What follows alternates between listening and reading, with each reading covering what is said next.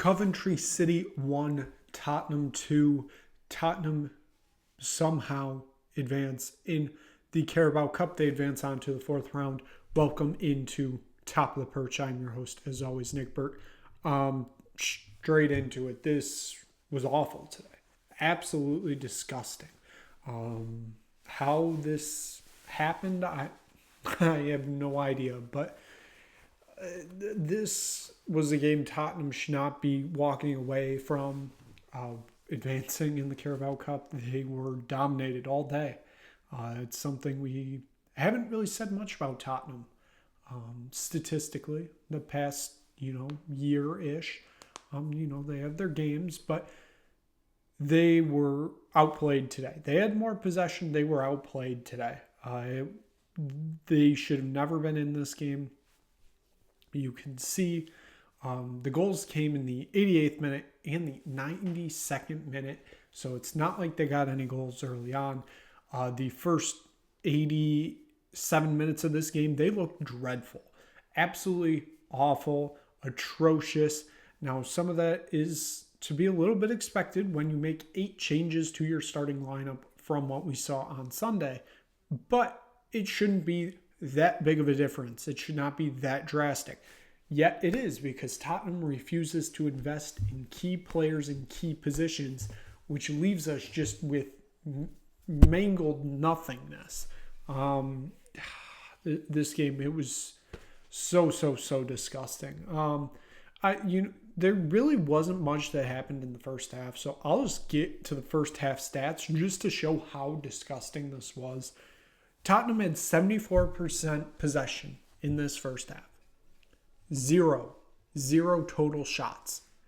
That means 0 shots on target, 0 shots in the box, 0 shots out of the box, 0 expected goals. With the 26% possession that Coventry City had in the first half, they had 4 shots, 2 of them were on target, 3 were in the box, 1 outside. They had expected goals of 0.26, so not a ton, but hey, this team looked absolutely dreadful today. There is no way around it. This team was awful, dreadful, all those words you want to put into it. It was terrible. This looked like a Tottenham of old. This looked like Tottenham under Nuno. And in the second half, it really didn't change much. Coventry constantly were on the attack. It ended up with Thomas Asante goal in the 63rd minute to give them a 1-0 lead. Just under 30 minutes to go in the game. And I'm like, can't say I'm surprised. This is what Tottenham does usually. They'll play down to their competition in the cup competition, probably play even lower. They'll lose, get embarrassed, say, oh, we really went out there to fight, even though we're starting Fraser Foster in goal, who I didn't even think was at the club anymore, yet here he is still collecting a paycheck from this club. But we're going to figure it out. And I did have some tweets ready. It sure looked like, in the whatever minute it was, like we were getting into the 80th minute, I'm like, this dude, talking Ange Postecoglou, he comes out in the post-match on Sunday after a terrible loss to Woolwich.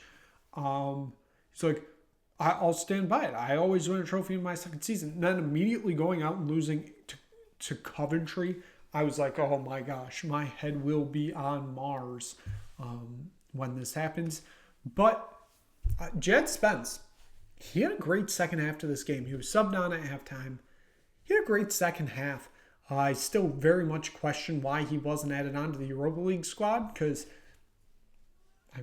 he might be pretty good, at least for, the Europa League, but he wasn't, so I guess that doesn't matter anymore. But he scores in the 80th minute, and now it's 1-1. I'm like, okay, now we're going to have to watch Fraser Foster in penalties, which we saw last year, and it was just brilliantly awful. So I'm like, okay, we just got to settle in for penalties, hope Coventry just sky one right above the roof of the stadium, and that's how we win, even though that would probably be Tottenham. that would be doing that. And then Brendan Johnson, who has had a terrible week because his fan base is just truly awful sometimes. He gets the winner, saves us from watching penalties, saves us from being eliminated. We move on to the fourth round of the Carabao Cup. Now, it is what it is. It's one of our probably realistic options of winning a trophy this season. I mean, I hope we win something. I don't really care if it's the Carabao Cup. I hope we win it, but who knows? You can only take it one game at a time, and that is exactly what Tottenham is doing. So the final stats on the day, Tottenham ended up with 70% possession throughout the game. They had 9 total shots on the game compared to Coventry City's 15. 5 shots on target for Coventry compared to Tottenham's 4. This was one of the games where I was quite surprised. Tottenham were not what they usually are in the Premier League, dominant stat-wise. They looked lackluster today. They looked like they didn't want to be there, which they probably didn't. Let's be honest here. They probably didn't. So, you got to be happy walking away with victory, but the way it came was kind of disgusting. So we'll move on to player ratings as we always do. Oh boy. We start off top. Oh gosh. This Timo Werner, I get why we brought him in. We need depth. Boy, oh boy, is he not good. He is not good at all. He earns a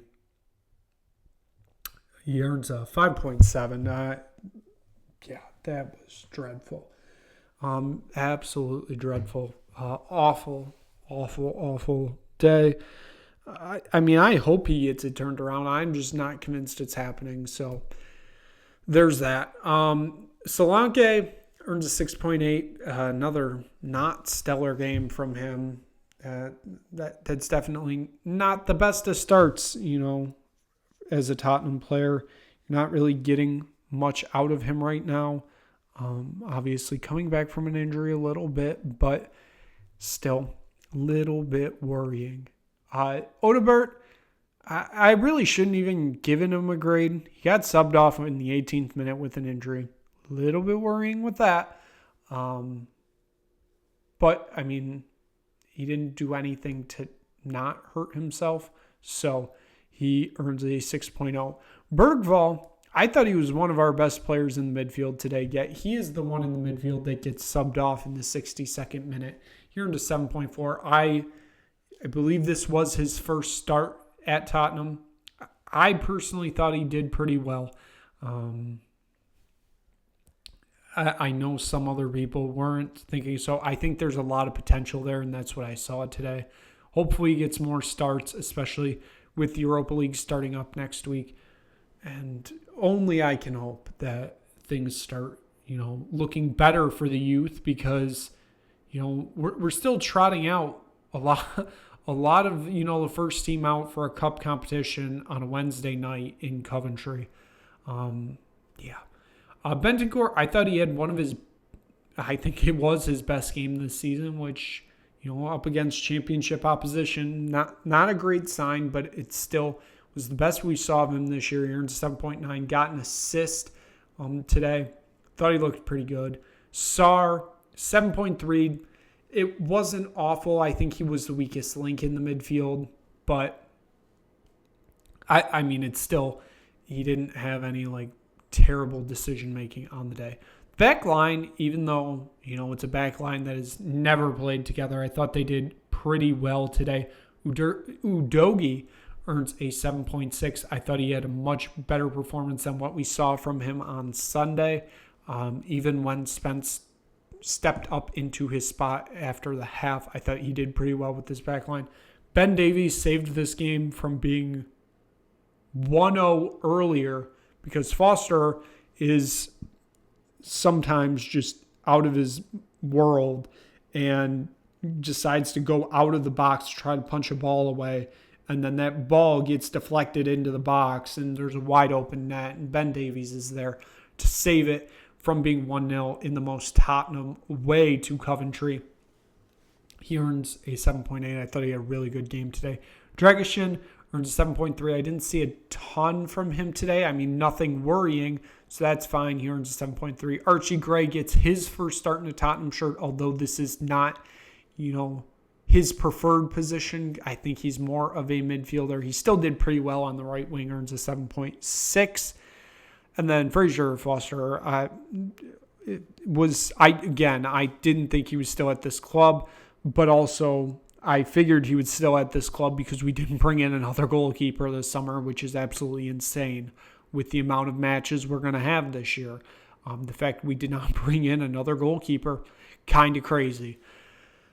Brendan Johnson, he was the first sub of the game in that 18th minute for Odebert. He earns a 7.7. He got that game-winning goal. Feels like it was a goal he needed. And he earned 7.7. Really good game from him.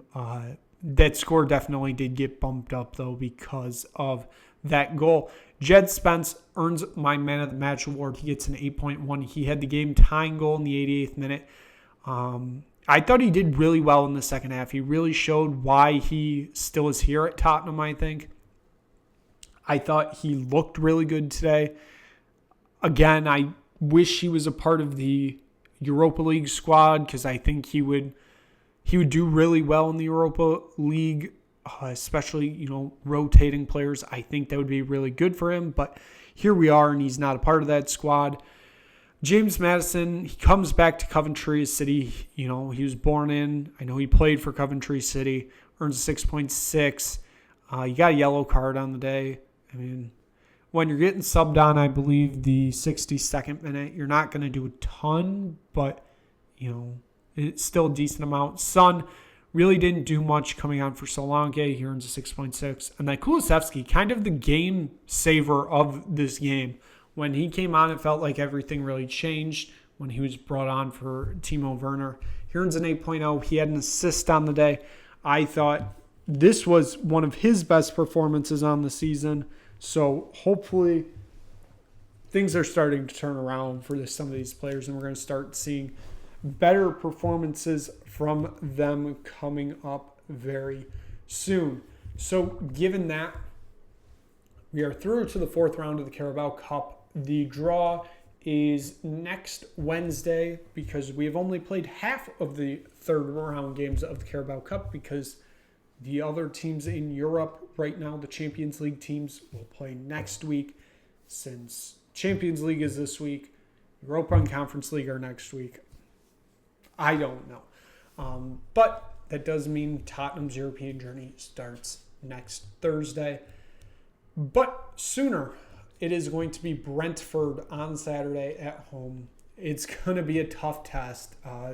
Brentford always seems to give Tottenham trouble, especially since Ange Postecoglou has been appointed as manager. So we will be back to recap that one on Saturday. So thank you so much for watching this Carabao Cup edition of Top of the Perch. If you just stumble across this video, click like, click subscribe, tell anybody you know about it.